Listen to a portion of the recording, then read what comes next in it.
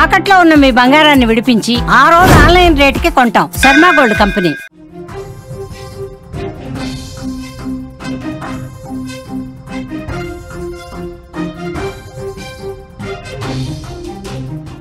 Big breaking news చూస్తున్నాం. కూకట్పల్లి బాలిక హత్య కేసు ఇంకా మిస్టరీగానే కనిపిస్తోంది. పగతోనే చంపినట్లుగా ప్రాథమికంగా నిర్ధారించారు.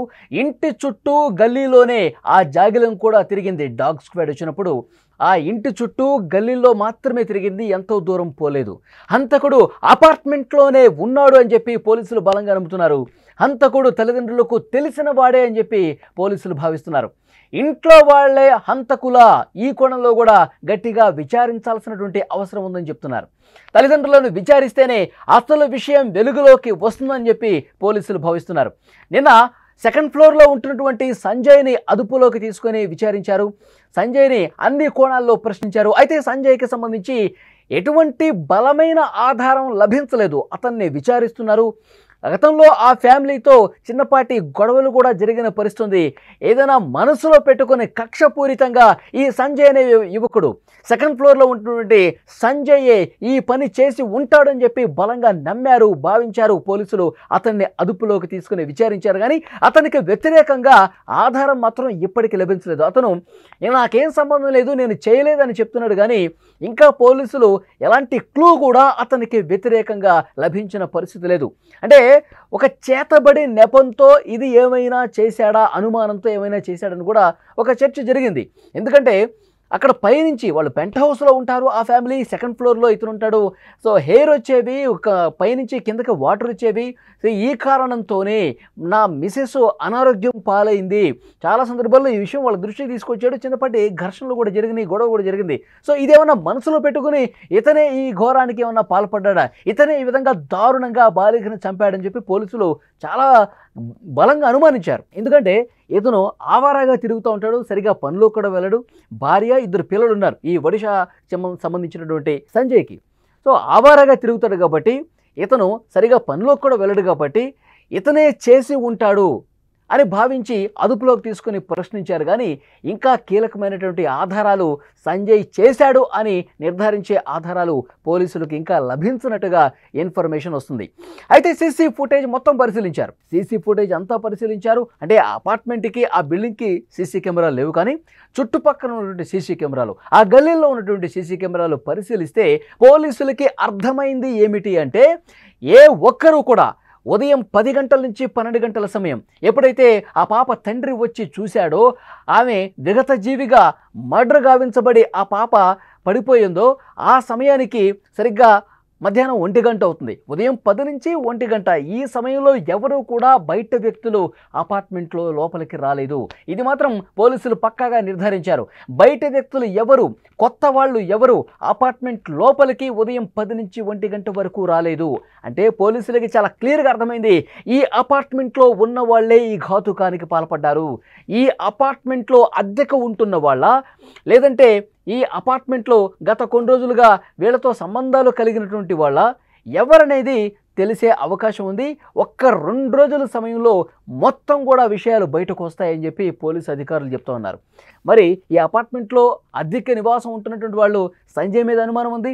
సంజయ్ని అదుపులోకి తీసుకున్నారు. కొన్ని గంటల పాటు అన్ని కోణాల్లో విచారించారు. కానీ ఆధారాలు లభించినటువంటి పరిస్థితి. డాగ్ స్క్వాడ్ కూడా ఆ అపార్ట్మెంట్ చుట్టూనే తిరిగింది, ఎక్కడ దూరం పోలేదు. ఆ అపార్ట్మెంట్ చుట్టూనే తిరిగింది. అంటే ఈ అపార్ట్మెంట్లో వాళ్ళేనా అని చెప్పి చాలా బలంగా నమ్ముతున్నటువంటి పరిస్థితి కనిపిస్తుంది. మరొక ముఖ్యమైన విషయం, తల్లిదండ్రులను కూడా విచారించాలి అని చెప్పి భావిస్తున్నారు. అపార్ట్మెంట్లో ఎన్ని ఫ్యామిలీస్ ఉన్నాయో ఆ అన్ని ఫ్యామిలీస్ను కూడా విచారిస్తున్నారు, అన్ని కోణాల్లో విచారిస్తున్నారు. ఈ అద్దెకున్న వాళ్ళు ఎప్పుడైనా ఘర్షణ పడ్డారా, ఈ అద్దెకున్న వాళ్ళు ఎప్పుడైనా గొడవ పడ్డారా, ఇవి కూడా చుట్టుపక్కల ఉన్న వాళ్ళందరినీ కూడా విచారిస్తున్నటువంటి పరిస్థితి ఉంది. కానీ ఇప్పటి వరకు ఆధారం లభించలా, పలానా వ్యక్తులు చేశారు అని చెప్పి పోలీసులు దగ్గర ఎలాంటి ఆధారం ఇప్పటి వరకు అయితే లేదు.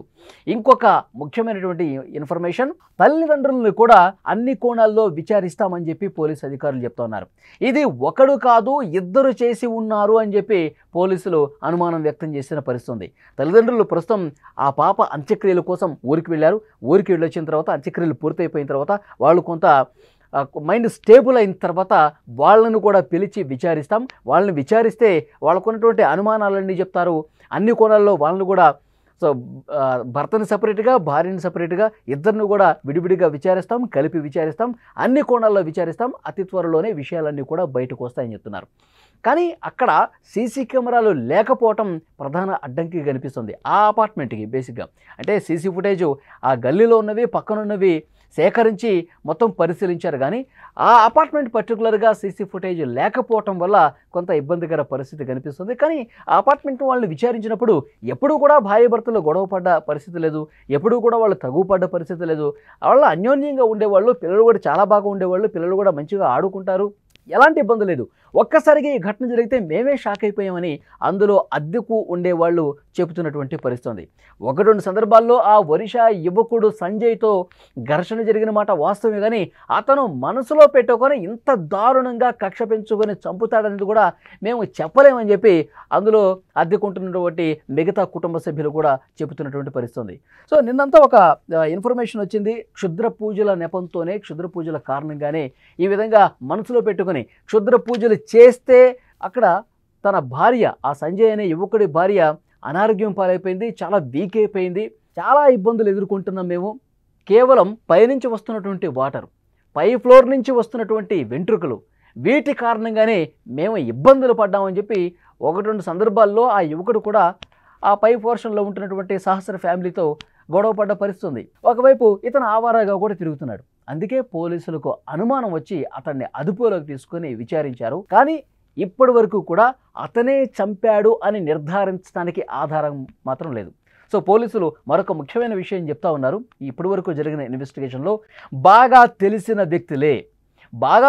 వ్యక్తులే, ఆ కుటుంబంతో పరిచయం ఉన్న వ్యక్తులే, ఆ పిల్లలకు కూడా బాగా తెలిసిన వ్యక్తే ఈ హత్య చేశాడు అనేది కూడా చాలా బలంగా చెప్తా ఉన్నారు. ఎందుకు అనంటే అతను అసలు ఏమాత్రం చడీ చప్పుడు లేకుండా, బయట వ్యక్తి అయితే కాదని కూడా చెప్పేశారు, చడీ చప్పుడు లేకుండా ఇంట్లోకి వెళ్ళటం, ఇంట్లో ఉన్నటువంటి ఒక కత్తిని అతను బయట నుంచి ఎక్కడ కత్తి తీసుకురాలా, ఇంట్లో ఉన్న కత్తి ఒకటి మిస్ అయిపోయిందని కూడా పోలీసులు ధృవీకరించారు.